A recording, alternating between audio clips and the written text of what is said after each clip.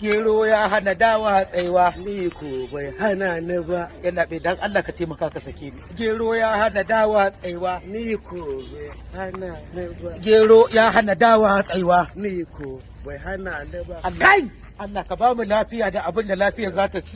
Allah za ka daura wasu. Amin a wallahi na daure shi da kuwasa. Na jin haushin ka sai in yi amfani da kujera. Na san wanda haka kurin ka je ka da bai ɗurin kuwa ka ɗage. Daga Wallahi daga dillali. Dillali ha! Zan kalma Hausa mai kauri guda ɗaya ka bani. Kamar wace iri? Kamar yanzu na ce maka tsuntsun bisa tsuru tsuhu. To makamancinsa. To yadda dillin takan yi dillin. Haka ma dillin takan yi dillin. Ok, yadda kaza takan yi kwannan. Haka ma kwannan yakan yi kaza. Ni ba na gidan ba.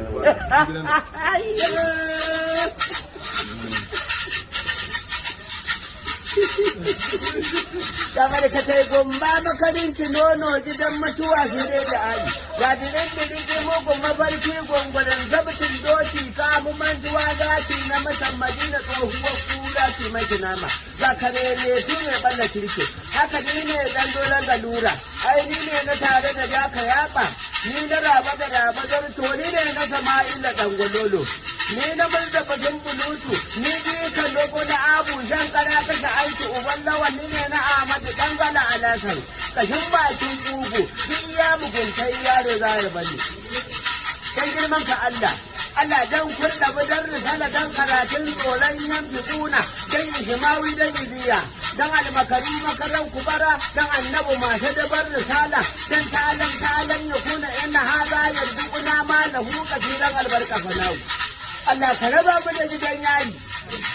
Gidan arziki ne amma gefe ka gidan tsira ne. Billahi nabi kaga yara dai na gidan. Adamu na gidan. Dango na gidan. Nema ina gidan. Sai yana gidan. Bazuka na gidan. Kaga Lulu tana gidan. Ga Hauwa cikin gidan. Kuma gefe in ka duba ga malam can gidan sannan ga alƙali gidan. Marasa kunya gidan, masu kunya na gidan, mahaukata na gidan, masu hankali na gidan. Ni ne ƙaramin ciki kuma ni ne tsinannen cikin su. Falalu gidan ba da ba fi alkiri ba. Falalu gidan ba da ma fi alkiri ba. Uban da ike bai san ganin gidan ba da ma fi ƙasar nan. Da musulmi ko kirista ne da haɗa da maguzawa ko mambo ne mai gidansu ko jejen arnan can na Legas mai hangen tsuntsu ya faɗo mutum ko wane ne ubangi. Duk faɗin Najeriya in ka ce ba ka ƙaunar ganin mu to bari in ma zagi ko guda ne. Na farko tun na fari uwa kama haukaciyar uwa ce sai an sa ragama a hanta.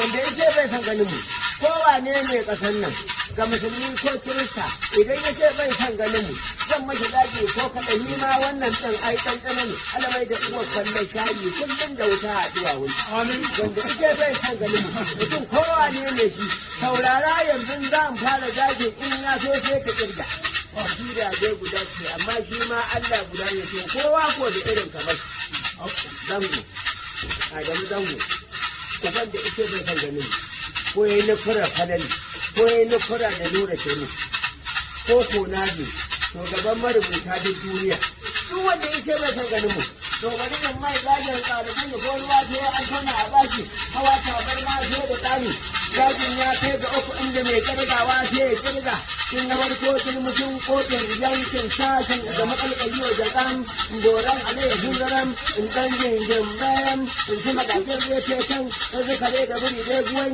yawon barkonan ce ta ahun yarka ce ka ce yarbutan har butan daudaru mada da kabar ci kuban barbaru man kurman daga kan daga mataurin auren sai in yi kabe in ji ka gafa da gafi da burburin jirgin dindin bila da ka burabu da kwaje kuma da gaba ta gari ya tura buka kudin ilaji da rukuɗa gana da da dama ta kan aura da kare in tsara in yi maka ƙarar watan gudu da rami in ce ta kullu ta kullu ta bambare ta haƙarin harkai na mijin gidiya in wani ƙolo ƙolo ƙasa da ta kan rabiya ta kan sa'adu sai na ga uwa sai ta yi gogo sai in zanga da shawo irin turo irin na ƙauye iya gida ban buɗe ƙwai shi sai bayan mun ya ɓoye don wannan sura guda ne.